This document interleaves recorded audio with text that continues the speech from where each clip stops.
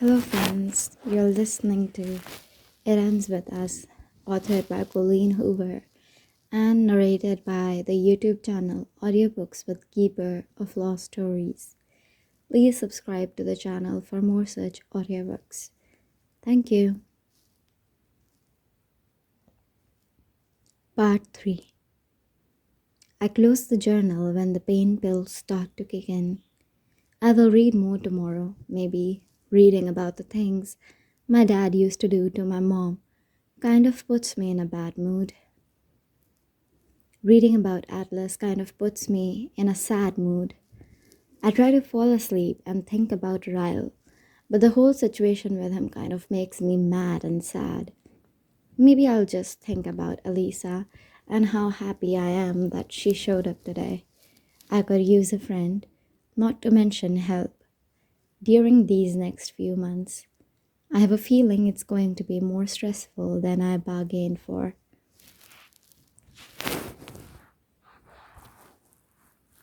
Chapter 5.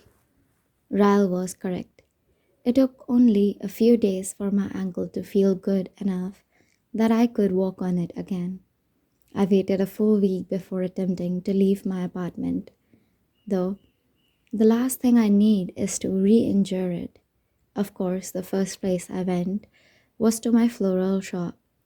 Elisa was there when I arrived today, and to say I was shocked when I walked through the front doors is an understatement. It looked like a totally different building than the one I bought. There's still a ton of work that needs to be done, but she and Marshall had gotten rid of all the stuff we marked as trash. Everything else had been organized into piles. The windows had been washed, and the floors had been mopped. She even had the area where I planned to put an office cleaned out. I helped her for a few hours today, but she would not let me do much that required walking at first. So I mostly drew out plans for the store. We picked out paint colors and set a goal date to open the store that's approximately 54 days from now. After she left, I spent the next few hours doing all the stuff she would not let me do while she was there. It felt good to be back, but Jesus Christ, I'm tired. Which is why I'm debating on whether or not to get up from the couch and answer the knock at my front door. Lucy is at Alex's again tonight, and I just spoke to my mother 5 minutes ago on the phone, so I know it isn't either of them. I walk to the door and check the peephole before opening it. I don't recognize him at first because his head is down, but then he looks up and to the right, and my heart freaks the hell out. What is he doing here? Ryle knocks again, and I try to brush my hair out of my face and smooth it down with my hands, but it's a lost cause. I worked my ass off today and I look like shit. So unless I have half an hour to take a shower, put on makeup and throw on clothes before I open the door, he will pretty much have to deal with me as is. I open the door and his immediate reaction confuses me. Jesus Christ, he says, dropping his head against my door frame. He's panting like he's been working out, and that's when I notice that he does not look to be any more rested or clean than I am. He's got a couple of days' worth of stubble on his face, something I've never seen on him before, and his hair isn't styled like it usually is. It's a little erratic, like the look in his eyes. Do you have any idea how many doors I've knocked on to find you? I shake my head because I don't. But now that he mentions it, how in the hell does he know where I live? 29, he says.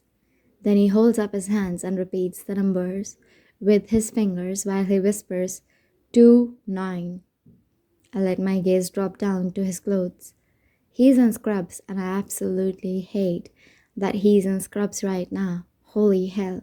So much better than the onesie, and way better than the Burberry. Why did you knock on 29 doors? I ask, with the tilt of my head. You never told me which apartment was yours, he says matter of factly. You said you lived in this building, but I could not remember if you even said which floor. And for the record, I almost started with the third floor. I would have been here an hour ago if I went with my gut instinct. Why are you here? He runs his hands down his face and then points over my shoulder. Can I come in? I glance over my shoulder and then open the door farther. I guess, if you tell me what you want.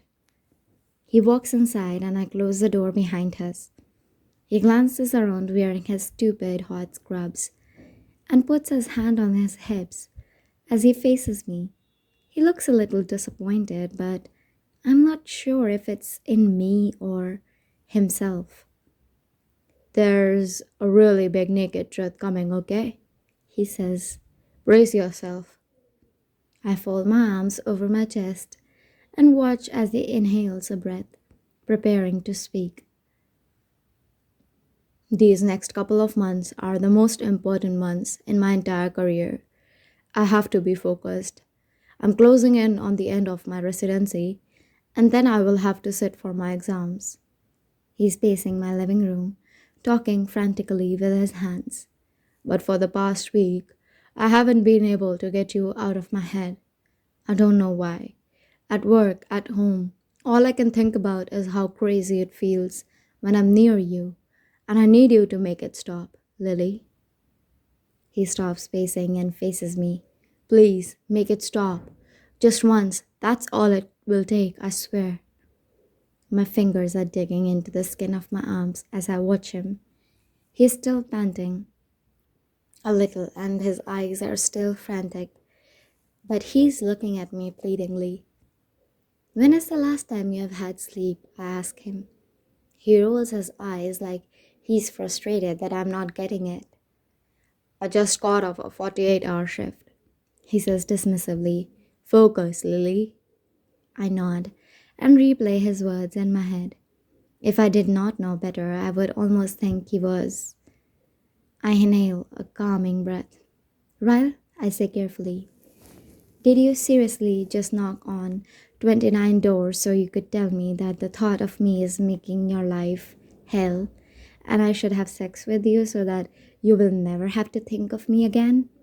Are you kidding me right now? He folds his lips together and, after about 5 seconds of thought, he slowly nods his head. Well, yeah, but it sounds way worse when you say it. I release an exasperated laugh. That's because it's ridiculous, Ryle. He bites his bottom lip and looks around the room like he suddenly wants to escape. I open the door and motion for him to walk out. He doesn't. His eyes fall to my foot. Your ankle looks good, he says. How does it feel? I roll my eyes. Better, I was able to help Elisa at the store for the first time today. He nods and then makes like he was walking toward the door to leave. But as soon as he reaches me, he spins toward me and slaps his palms against the door on either side of my head. I gasp at both his proximity and his persistence. Please, he says. I shake my head, even though my body is starting to trade sides and beg my mind to cave to him. I'm really good at it, Lily, he says with a grin. You'll barely even have to do any work. I try not to laugh, but his determination is as endearing as it is annoying. Good night, Ryle. His head drops between his shoulders and he shakes it back and forth. He pushes off the door and stands up straight. He half turns, heading for the hallway, but then suddenly drops to his knees in front of me. He wraps his arms around my waist. Please, Lily, he says through self-deprecating laughter. Please have sex with me. He's looking up at me with puppy dog eyes and a pathetic, hopeful grin. I want you so, so bad, I swear. Once you have sex with me, you will never hear from me again. I promise. There's something about a neurosurgeon literally on his knees begging for sex that does me in. That's pretty pathetic. Get up, I say, pushing his arms away from me. You are embarrassing yourself. He slowly stands up, dragging his hands up the door on either side of me until he has me caged in between his arms. Is that a yes? His chest is barely touching mine, and I hate how good it feels to be wanted this much. I should be turned off by it, but I can hardly breathe when I look at him, especially when he has this suggestive smile on his face. I don't feel sexy right now, Ryle. I worked all day. I'm exhausted. I smell like sweat and probably taste like dust. If you give me a little while to shower first, I might feel sexy enough to have sex with you. He's nodding feverishly before I'm even finished speaking. Shower. Take all the time you need. I will wait. I push him away from me and close the front door. He follows me to the bedroom and I tell him to wait on the bed for me. Luckily, I cleaned my bedroom last night. Normally, I have clothes lying around everywhere, books piled up on my nightstand, shoes and bras that don't quite make it to my closet. But tonight, it's clean. My bed is even made up, complete with the ugly, quilted throw pillows my grandmother passed down to every person in our family. I make a quick glance around the room just to make sure nothing embarrassing will catch his eye.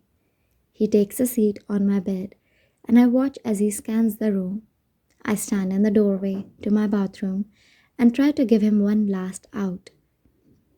You say this will make it stop, but I'm warning you right now, Ryle. I'm like a drug.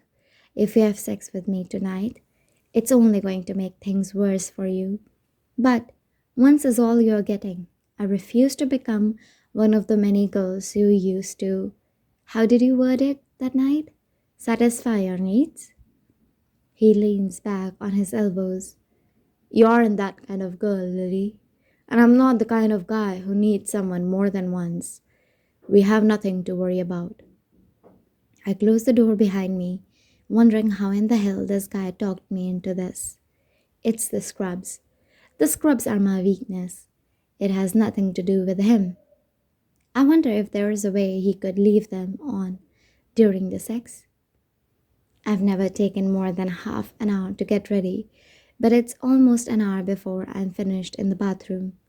I shaved more parts of me than was probably necessary, and then spent a good 20 minutes having a freak out and had to talk myself out of opening the door and telling him to leave. But now that my hair is dry and I'm cleaner than I've ever been, I think I might be able to do this. I can totally have a one night stand. I'm 23 years old. I open the door and he's still there on my bed. I'm a little disappointed to see that his scrub top is on the floor, but I don't see his pants, so he must still be wearing them. He's under the covers though, so I can't tell. I close the door behind me and wait for him to roll over and look at me, but he doesn't. I take a few steps closer and that's when I notice he's snoring. Not just a light, oh, I just fell asleep snore. It's the middle of REM, sleep kind of snore. Ryle, I whisper. He doesn't even budge when I shake him. You've got to be kidding me. I drop down onto the bed, not even caring if I wake him. I just spent an entire hour getting ready for him after bursting my ass today, and this is how he treats his night? I can't be mad at him though, especially seeing how peaceful he looks. I can't imagine working a 48-hour shift. Plus, my bed is really comfortable. It's so comfortable it could make a person fall right back to sleep after a full night of rest. I should have warned him about that. I check the time on my phone and it's almost 10:30 p.m. I put the phone on silent and then lie down next to him. His phone is on the pillow next to his head, so I grab it and swipe up the camera option. I hold his phone above us and make sure my cleavage looks good and pushed together. I snap a picture so he will at least see what he missed out on. I turn off the light and laugh to myself because I'm falling asleep next to a half naked man that I have never even kissed. I can feel his fingers trailing up my arm before I even open my eyes. I force back a tired smile and pretend I'm still sleeping. His fingers trail over my shoulders and stop at my collarbone, just before they reach my neck. I have a small tattoo there that I got in college. It's a simple outline of a heart that's slightly open at the top. I can feel his fingers circle around the tattoo, and then he leans forward and presses his lips against it. I squeeze my eyes shut even tighter. Lily, he whispers, wrapping an arm around my waist. I moan a little, trying to wake up, and then roll onto my back so that I can look up at him. When I open my eyes, he is staring down at me. I can tell by the way the sunlight shines through my windows and across his face that it's not even 7 a.m. yet. I'm the most despicable man you've ever met. Am I right? I laugh and nod a little, pretty damn close.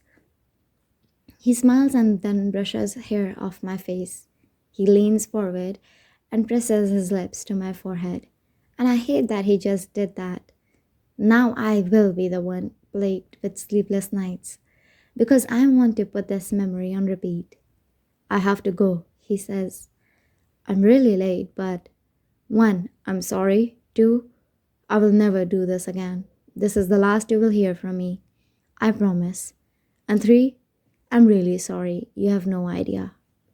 I force a smile, but I want to frown because I absolutely hate his number two. I actually don't mind if he tries this again, but then I remind myself that we want two different things from life. And it's good that he fell asleep and we never even kissed, because if I would have had sex with him while he was wearing scrubs, I would have been the one showing up at his door on my knees, begging for more. This is good. Rip the band aid off and let him leave. Have a nice life, Ryle. I wish you all the success in the world. He doesn't respond to my goodbye. He silently stares down at me with somewhat of a frown and then says, Yeah, you too, Lily. Then he rolls away from me and stands up. I can't even look at him right now, so I roll onto my side so that my back is to him. I listen as he puts his shoes on and then reaches for his phone. There is a long pause before he moves again, and I know it's because he was staring at me. I squeeze my eyes shut until I hear the slam of the front door. My face immediately grows warm, and I refuse to allow myself to move. I force myself off the bed. I have work to do. I can't be upset that I'm not enough to make a guy want to remap all of his life goals. Besides, I have my own life goals to worry about now, and I'm really excited about them. So much so that I really don't have time for a guy in my life.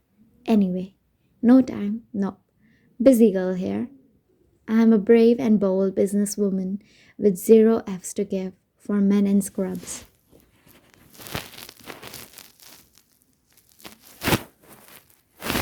Chapter 6. It's been 53 days since Ryle walked out of my apartment that morning, which means it's been 53 days since I've heard from him. But that's okay, because for the last 53 days, I've been too busy to really give him much thought as I prepared for this moment. Ready? Elisa says. I nod, and she flips the sign to open, and we both hug and squeal like little kids. We rush around the counter and wait for our first customer. It's a soft opening, so I haven't really done a marketing push yet, but we just want to make sure there aren't any kinks before our grand opening. It's really pretty in here, Elisa says, admiring our hard work. I look around us, bursting with pride. Of course, I want to succeed, but at this point, I'm not even sure if that matters. I had a dream and I busted my ass to make it come true. Whatever happens after today is just icing on the cake. It smells so good in here, I say. I love the smell. I don't know if we'll get any customers today, but we are both acting like this is the best thing that's ever happened to us. So I don't think that matters. Besides, Marshall will come in at some point today, and my mother will come in after she gets off work. That's two customers for sure. That's plenty. Elisa squeezes my arm when the front door begins to open. I suddenly grow a little panicked because what if something goes wrong? And then I do panic because something just went wrong, terribly wrong. My very first customer is none other than Ryle Kincaid. He stops when the door closes behind him and he looks around in awe. What? He says, turning in a circle. How in the. He looks over at me and Elisa. This is incredible. It doesn't even look like the same building. Okay, maybe I'm fine with him being the first customer. It takes him a few minutes to actually make it to the counter because he can't stop touching things and looking at things. When he finally does reach us, Elisa runs around the counter and hugs him. Isn't it beautiful? She says. She waves her hand in my direction. It was all her idea, all of it. I just helped with the dirty work. Ryle laughs. I find it hard to believe that your Pinterest skills did not play a little part. I nod. She's being modest. Her skills were half of what brought this vision to life. Ryle smiles at me, and it might as well have been a knife to the chest, because, ouch. He slaps his hands on the counter and says, Am I the first official customer? Elisa hands him one of our flyers. You have to actually buy something to be considered a customer. Ryle glances over the flyer and then sets it back down on the counter. He walks to one of the displays and grabs a vase full of purple lilies. I want these, he says, setting them on the counter. I smile, wondering if he realizes he just picked lilies, kind of ironic. Do you want us to deliver them somewhere? Elisa says. You guys deliver? Elisa and I don't, I reply. We have a delivery driver on standby. We weren't sure if we would actually need him today. Are you actually buying these for a girl? Elisa asks. She's just prying into her brother's love life like a sister would naturally do. But I catch myself stepping closer to her so I can hear his answer better. I am, he says. His eyes meet mine and he adds, I don't think about her very much though, hardly ever. Elisa grabs a card and slides it to him. Poor girl, she says. You are such a D. She taps her finger on the card. Write your message to her on the front and the address you want them delivered to on the back. I watch him as he bends over the card and writes on both sides. I know I don't have a right, but I am brimming with jealousy. Are you bringing this girl to my birthday party Friday? Elisa asks him. I watch his reaction closely. He just shakes his head and, without looking up, he says, No. Are you going, Lily?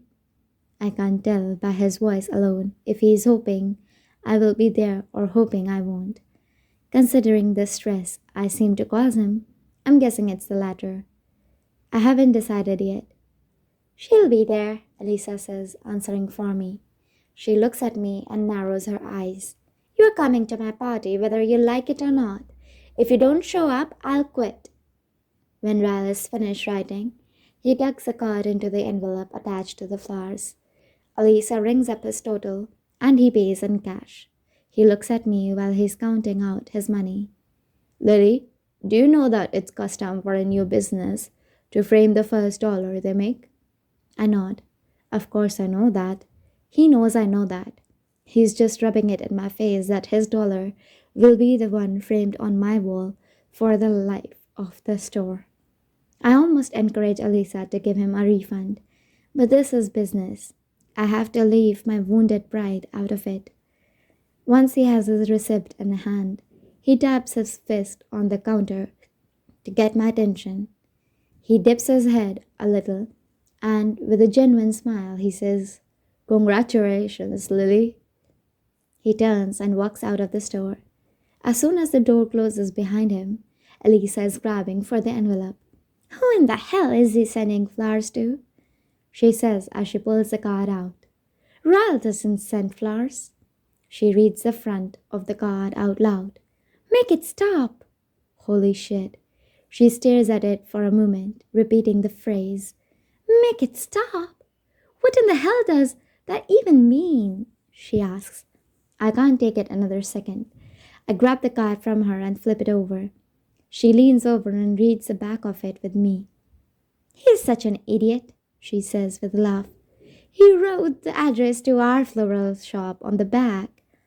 She takes the card out of my hands. Wow. Ral just bought me flowers.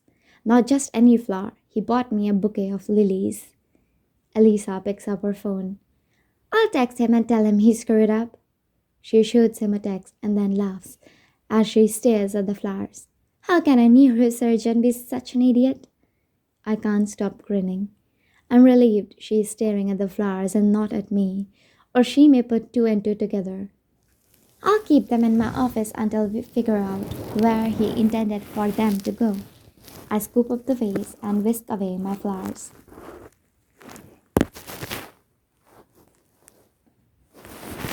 Chapter 7. Stop fidgeting, Devin says. I'm not fidgeting. He loops his arm through mine as he walks me toward the elevator. Yes, you are. And if you pull that top up over your cleavage one more time, it will defeat the whole purpose of your little black dress. He grabs my top and yanks it back down, and then proceeds to reach inside to adjust my bra. Devin! I slap his hand away, and he laughs. Relax, Lily. I've touched way better boobs than yours. I'm still gay. Yeah, but I bet those boobs were attached to people you probably hang out with more than once every 6 months. Devin laughs. True, but that's half your fault. You're the one who left us high and dry to play with flowers. Devin was one of my favorite people at the marketing firm I worked at, but we weren't close enough to where we actively became friends outside of work. He stopped by the floral shop this afternoon, and Elisa took to him almost immediately. She begged him to come to the party with me, and since I did not really want to show up alone, I ended up begging him to come too. I smoothed my hands over my hair and tried to catch a glimpse of my reflection in the elevator walls. Why are you so nervous? He asked. I'm not nervous, I just hate showing up to places where I don't know anyone. Devin smirks knowingly and then says, What's his name? I release a pent-up breath. Am I that transparent? Right. He's a neurosurgeon and he wants to have sex with me really, really bad. How do you know he wants to have sex with you? Because he literally got down on his knees and said, Please, Lily, have sex with me. Devin raises an eyebrow. He begged? I nod. He wasn't as pathetic as it sounds. He's usually more composed. The elevator dings, and the doors begin to open. I can hear music pouring from down the hallway. Devin takes both of my hands in his and says, So what's the plan? Do I need to make this guy jealous? No, I say, shaking my head. That wouldn't be right. But Ral does make it a point every time he sees me to tell me he hopes he never sees me again. Maybe just a little, I say, scrunching up my nose. A smidge? Devin pops his jaw and says, Consider it done. He puts his hand on my lower back as he walks me out of the elevator. There is only one visible door in the hallway, so we make our way over and ring the doorbell. Why is there only one door? He says. She owns the whole top floor. He chuckles. And she works for you? Damn, your life just keeps getting more and more interesting. The door opens, and I'm extremely relieved to see Elisa standing in front of me. There is music and laughter pouring out of the apartment behind her. She's holding a champagne glass in one hand and a riding crop in the other. She sees me staring at the riding crop with a confused look on my face. So she tosses it over her shoulder and grabs my hand. It's a long story, she says, laughing. Come in, come in. She pulls me and I squeeze Devin's hand and drag him behind me. She continues pulling us through a crowd of people until we reach the other side of the living room. Hey, she says, tugging on Marshall's arm. He turns around and smiles at me, then pulls me in for a hug. I glance behind him and around us, but there is no sign of Ryle. Maybe I got lucky and he got called in to work tonight. Marshall reaches out for Devon's hand and shakes it. Hey man, good to meet you. Devon wraps an arm around my waist. I'm Devon, he yells over the music. I'm Lily's sexual partner. I laugh and elbow him, then lean into his ear. That's Marshall. Wrong guy, but nice effort. Elisa grabs my arm and starts to pull me away from Devon. Marshall begins speaking to him, and my hand is reaching out behind me as I'm being pulled in the opposite direction. You will be fine, Devon yells. I follow Elisa into the kitchen, where she shoves a glass of champagne in my hand. Drink, she says. You deserve it.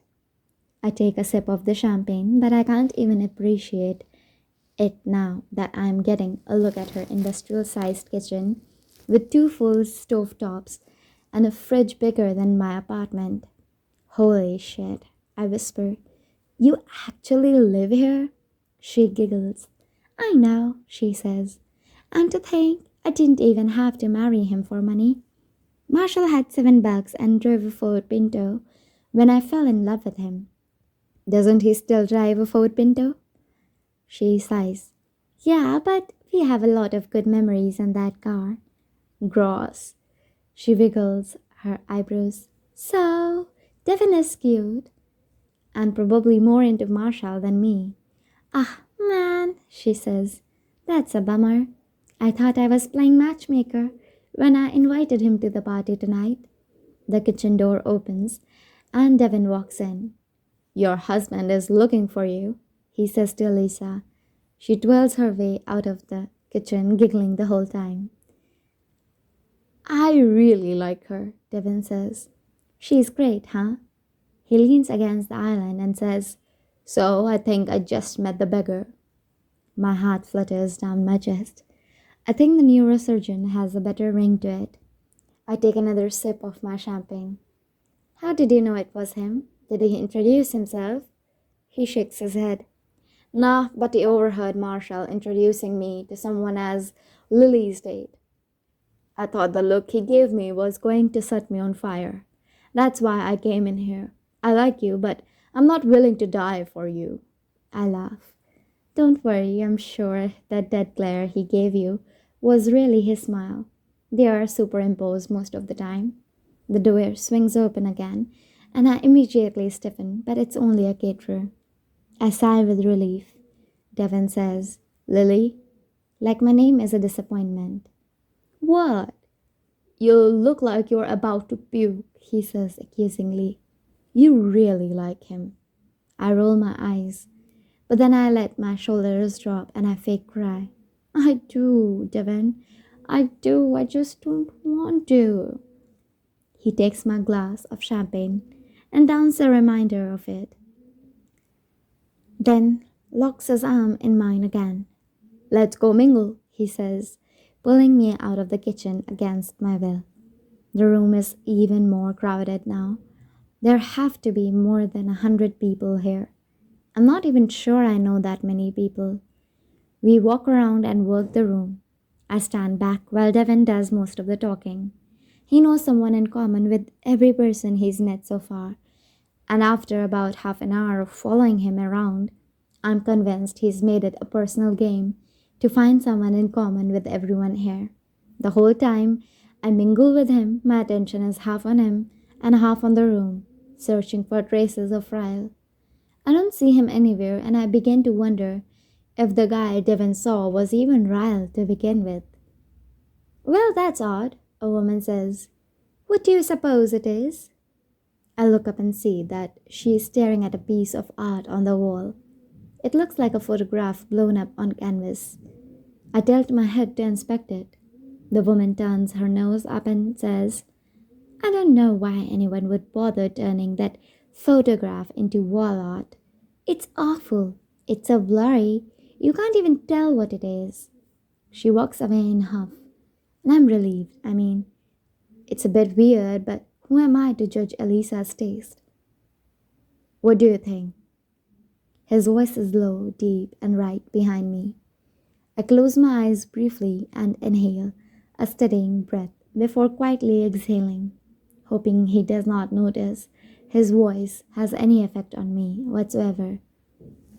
I like it. I'm not quite sure what it is, but it's interesting.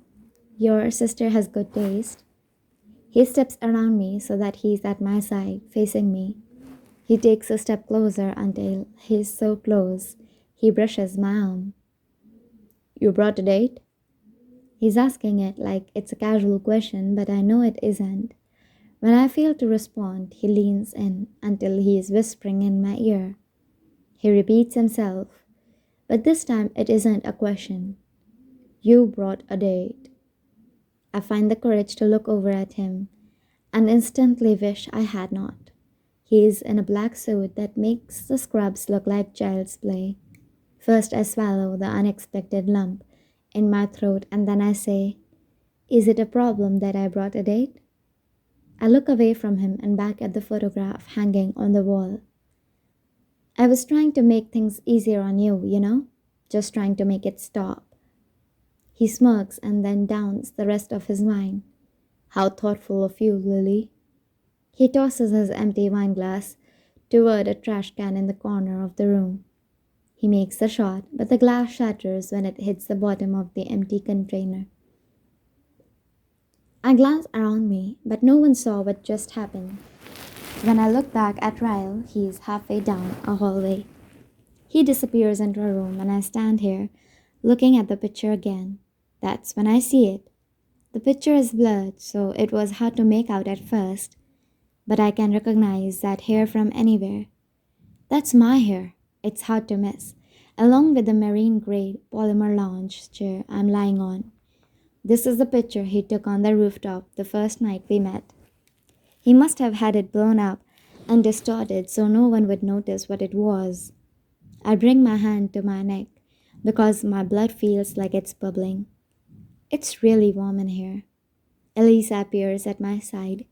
It's weird, huh? She says, looking at the picture. I scratch at my chest.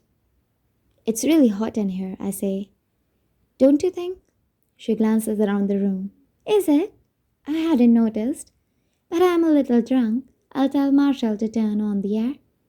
She disappears again, and the more I stare at the picture, the angrier I get. The man has a picture of me hanging in the apartment. He bought me flowers. He's giving me attitude because I brought a date to his sister's party. He's acting like there's actually something between us, and we have never even kissed. It all hits me at once, the anger, the irritation, the half glass of champagne I had in the kitchen. I am so mad. I can't even think straight. If the guy wants to have sex with me so bad, he shouldn't have fallen asleep. If he doesn't want me to swoon, he shouldn't buy me flowers.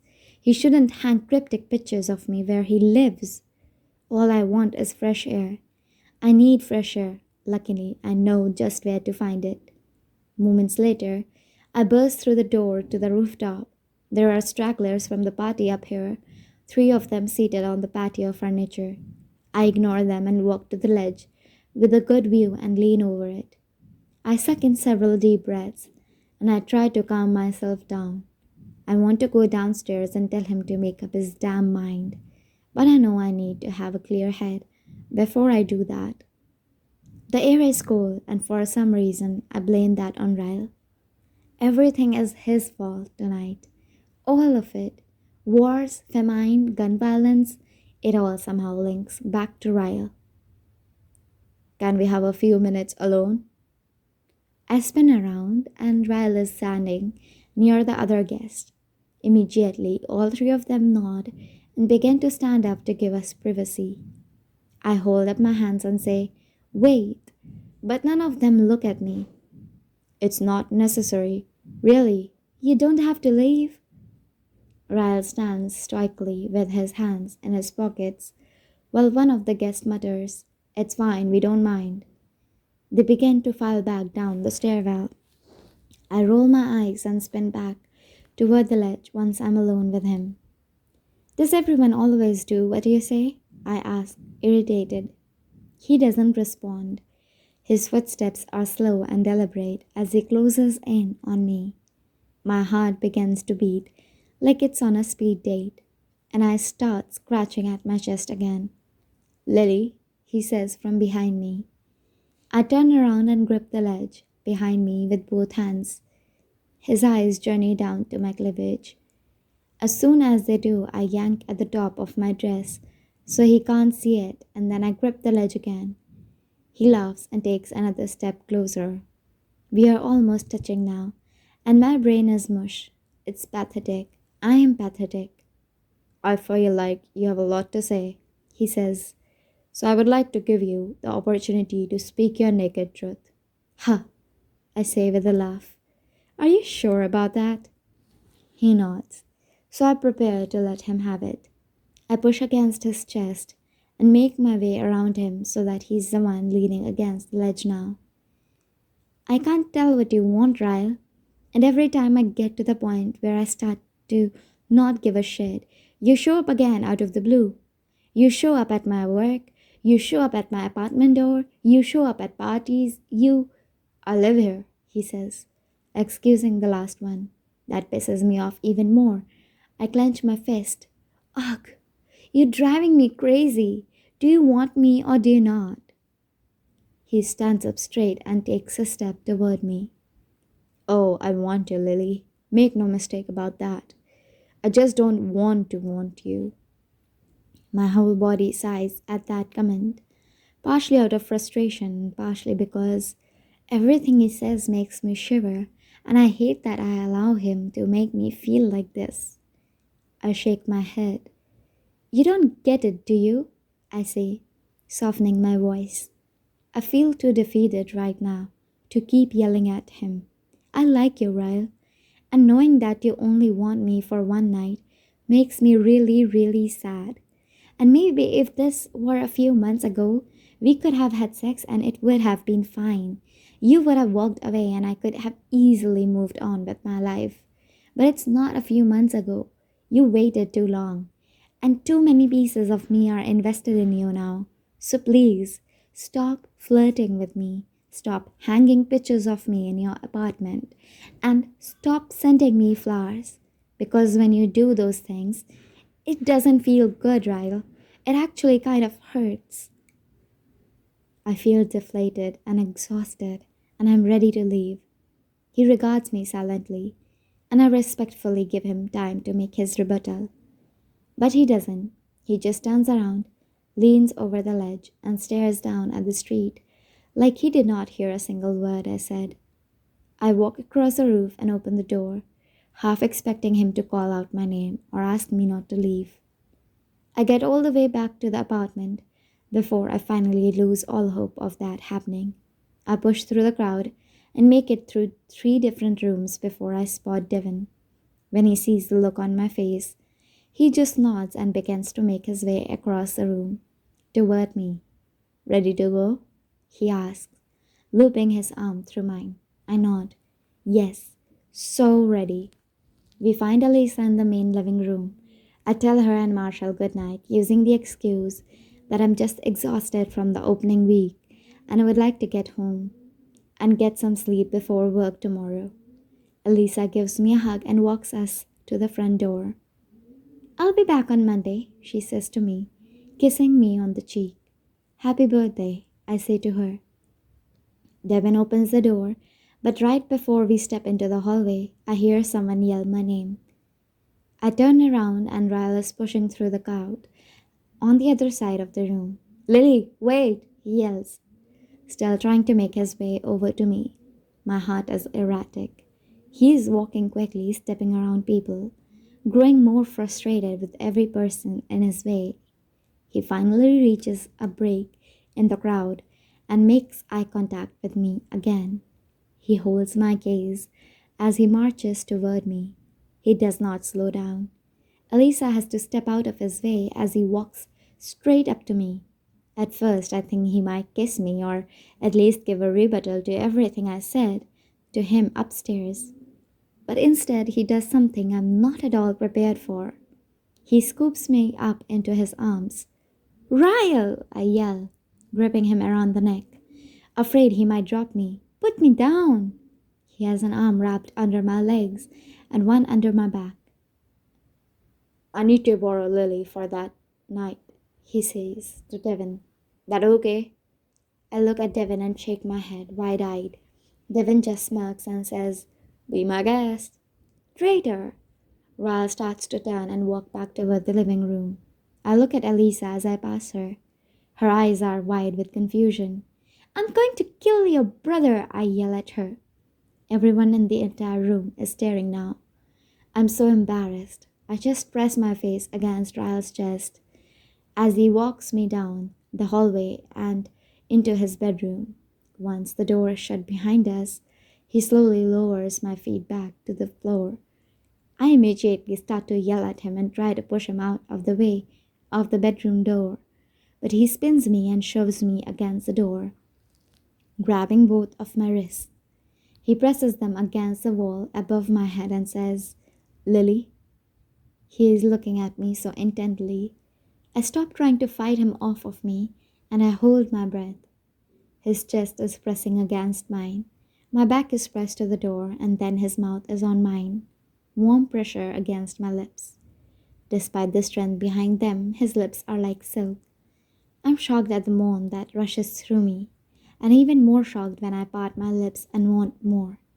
His tongue slides against mine and he releases my wrist to grab my face. His kiss grows deeper and I grasp at his hair, pulling him closer, feeling the kiss in my entire body. Both of us become a medley of moans and gasps as the kiss brings us over the edge. Our body is wanting more than our mouths can deliver.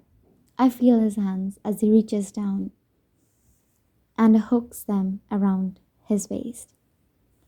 My God, this man can kiss. It's as if he takes kissing as seriously as he takes his profession.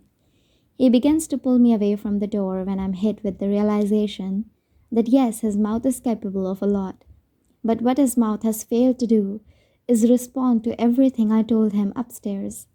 For all I know, I've just given in. I'm giving him what he wants, a one-night stand. And that's the last thing he deserves right now.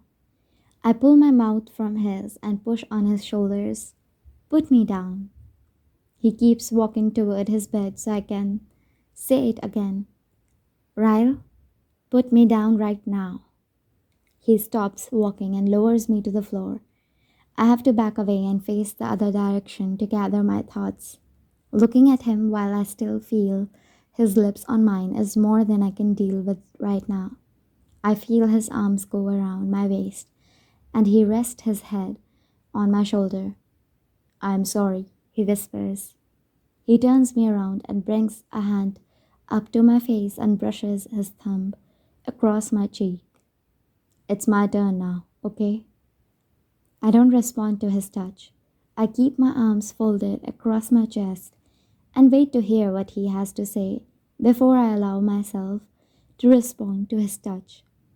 I had that picture made the day after I took it, he says.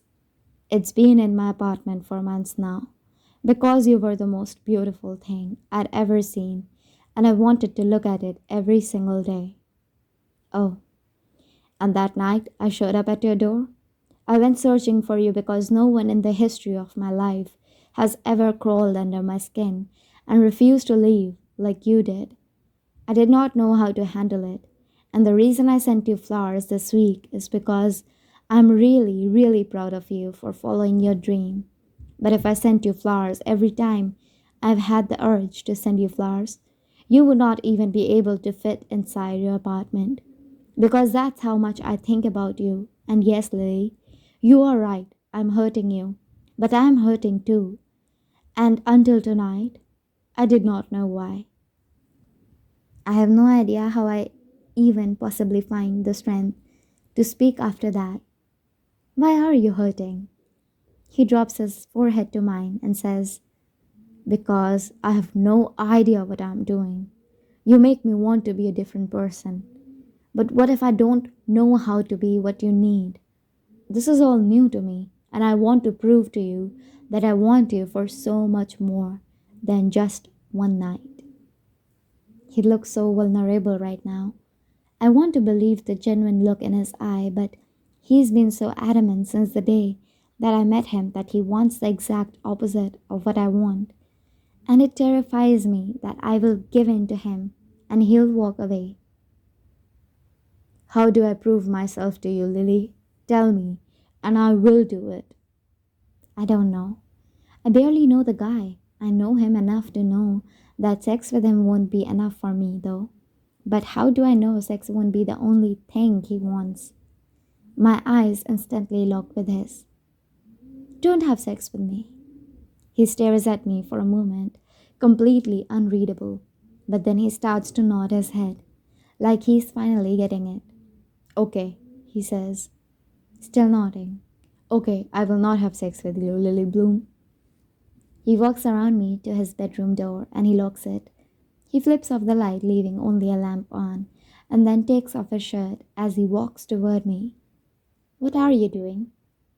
He tosses his shirt on a chair and then slips off his shoes. We are going to sleep. I glance at his bed, then at him. Right now?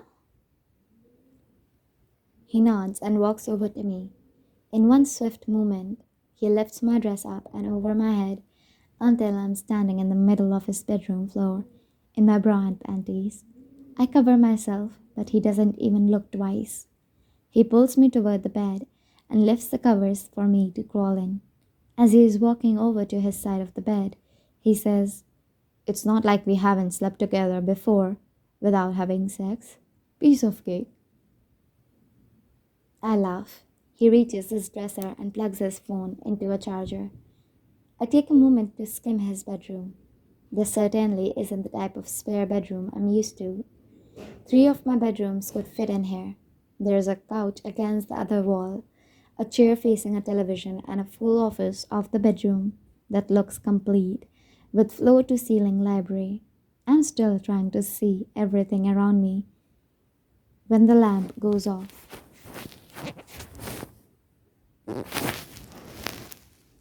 Your sister is really rich, I say, as I feel him pull the covers over both of us.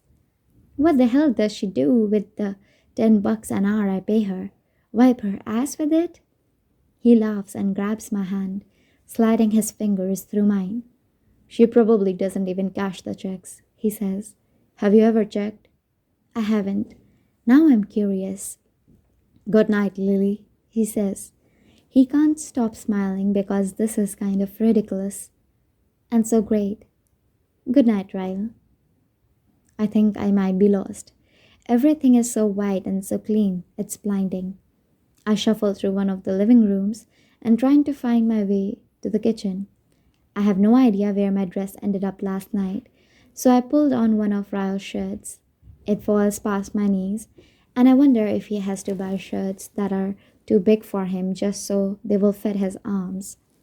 There are too many windows and way too much sun, so I'm forced to shield my eyes as I go in search of coffee. I push through the kitchen doors and find a coffee maker. Thank you, Jesus. I set it to brew and then go in search for a mug when the kitchen doors open behind me. I spin around and I'm relieved to see that Elisa isn't always a perfect concoction of makeup and jewelry. Her hair is in a messy top knot and mascara is smeared down her cheeks. She points at the coffee maker. I'm gonna need me some of that, she says. She pulls herself up on the island and then slouches forward. Can I ask you a question? I say. She barely has the energy to nod. I wave my hand around the kitchen. How did this happen? How in the hell did you buy an entire house and make it spotless between the party last night and me waking up just now?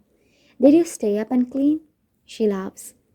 We have people for that, she says. People? She nods. Yeah, there are people for everything, she says. You would be surprised. Think of something, anything. We probably have people for it. Groceries. People, she says. Christmas decor. She nods. People for that too. What about birthday gifts? Like for family members? She grins. Here, people. Everyone in my family receives a gift, and a card for every occasion, and I never have to lift a finger. I shake my head. Wow, how long have you been this rich? 3 years, she says. Marshall sold a few apps he developed to Apple for a lot of money. Every 6 months, he creates updates and sells those too. The coffee transitions into a slow drip, so I grab a mug and fill it up. You want anything in yours? I ask. Or do you have people for that? She laughs. Yes, I have you. And I would like sugar, please.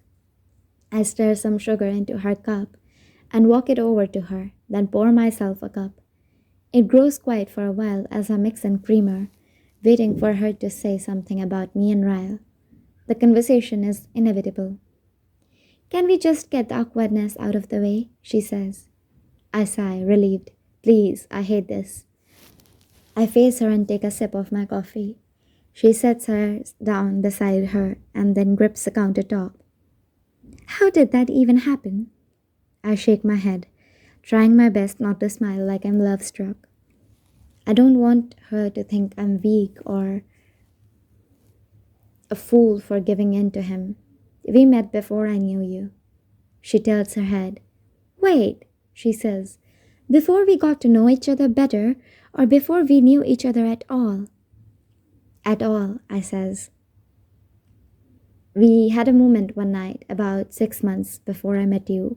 A moment, she says. As in, a one night stand? No, I say. No, we never even kissed until last night. I don't know, I can't explain it. We just had this sort of flirtation thing going on for a really long time, and it finally came to a head last night. That's all. She picks up her coffee again and takes a slow drink from it. She stares down at the floor for a while, and I can't help but notice she looks a little sad. Elisa, you're not at me, are you? She immediately shakes her head. No, Lily, I just. She sets down her coffee cup again. I just know my brother and I love him. I really do. But. But what? Elisa and I both look in the direction of the voice. Ryle is standing in the doorway with his arms folded across his chest. He's wearing a pair of gray jogging pants that are barely hanging onto his hips. No shirt. I will be adding this outfit to all the other ones I have catalogued in my head. Ryle pushes off the door and makes his way into the kitchen. He walks over to me and takes my cup of coffee out of my hands. He leans in and kisses me on the forehead, then takes a drink as he leans against the counter. I did not mean to interrupt, he says to Elisa, but by all means, continue your conversation. Elisa rolls her eyes and says, Stop! He hands me back my cup of coffee and turns around to grab his own mug. He begins to pour from the pot. It sounded to me like you were about to give Lily a warning. I'm just curious as to what you have to say. Elisa hops off the counter and carries her mug to the sink. She's my friend, Ryle. You don't have the best track record when it comes to relationships. She washes out the mug and then leans her hip into the sink, facing us. As a friend, I have the right to give her my opinion when it comes to the guy she dates. That's what friends do. I'm suddenly feeling uncomfortable as the tension grows thicker between the two of them. Ryle does not even take a drink of his coffee. He walks toward Elisa and pours it out in the sink. He's standing right in front of her, but she won't even look at him. Well, as your brother, I will hope you had a little more faith in me than you do. That's what siblings do. He walks out of the kitchen, shoving the door open. When he's gone, Elisa takes a deep breath. She shakes her head and pulls her hands up to her face. Sorry about that, she says, forcing a smile. I need to shower. You don't have people for that? She laughs as she exits the kitchen. I wash my mug in the sink and head back to Ryle's bedroom. When I open the door, he's sitting on the couch, scrolling through his phone. He doesn't look up at me when I walk in for a moment. I think he might be mad at me too, but then he tosses his phone aside and leans back into the couch. Come here, he says. He grabs my hand and pulls me down on top of him so that I'm straddling him. He brings my mouth to his and kisses me so hard it makes me wonder if he's trying to prove his sister wrong. Ryle pulls away from my mouth and slowly rakes his eyes down my body. I like you in my clothes. I smile. Well, I have to get to work, so unfortunately I can't keep them on. He brushes the hair from my face and says, I have a really important surgery coming up that I need to prepare for, which means I probably won't see you for a few days. I try to hide my disappointment, but I have to get used to it if he really wants to try and make something work between us. He's already warned me that he works too much. I'm busy too. Grand opening is on Friday. He says, Oh, I'll see you before Friday, promise. I don't hide my grin this time. Okay. He kisses me again, this time for a solid minute. He starts to lower me to the couch, but then he shoves away from me and says, Nope, I like you too much to make out with you. I lie down on the couch and watch him get dressed for work. To my enjoyment, he puts on scrubs. To be continued. If you're liking this audiobook so far, please consider giving this video a like and subscribe to the channel if you haven't already. Make sure you hit the bell notification alongside it to keep notified, to keep being notified whenever I upload next. Thank you. Thank you so much.